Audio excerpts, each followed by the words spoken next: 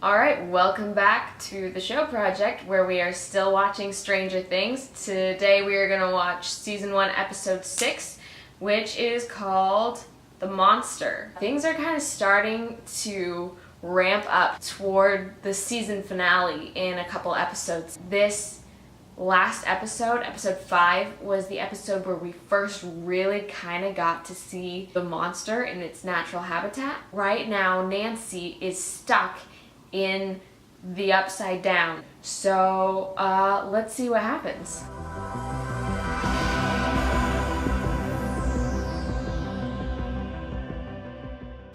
Okay, so just finished episode 6 and it was epic. It's been a really good show. It kind of almost just follows tropes of those 80s TV shows. The person that you least expect, like this little 11-year-old girl, has superpowers, and the neighborhood bully gets humiliated. The underdog gets the girl. And yeah, they're kind of things that tend to be overused at this point, but somehow through good writing and good directing and good acting, it doesn't seem cheesy. 11 continues to be more and more epic. In this episode, she completely levitated Mike from falling over the edge of the cliff because the neighborhood bully was threatening Dustin with a switchblade, which was actually really violent, but anger management issues, I guess. So it was implied in this episode that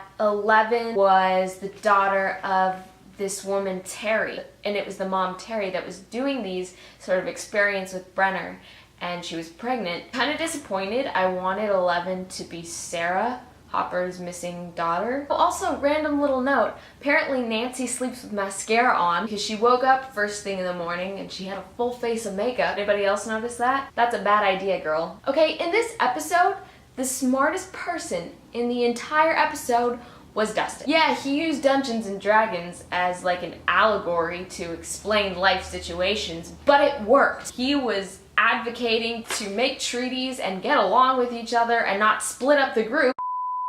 But the bottom line is, you pushed first.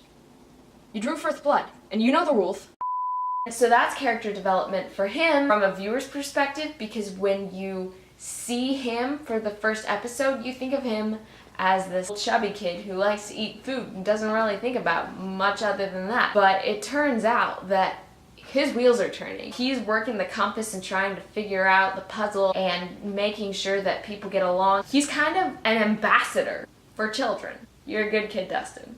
I absolutely loved the scene where Nancy and Jonathan were in army surplus picking up bear traps and gasoline, then got out of it by saying, "Oh, we're hunting monsters." But they kind of got sidetracked because Steve got his feelings hurt. Then Jonathan and Steve got in a fight, and it seemed to really echo the fight that happened an episode earlier between Mike and Lucas about 11. Now, Dr. Brenner in this episode, we didn't learn too much about Dr. Brenner, except basically he wants to contact the alien. If you've seen any 80s show ever, you know it's usually not a good idea. We'll see how that works out for him. Okay, so that's all that I have for episode 6. Next we'll be watching episode 7, which is called The Bathtub.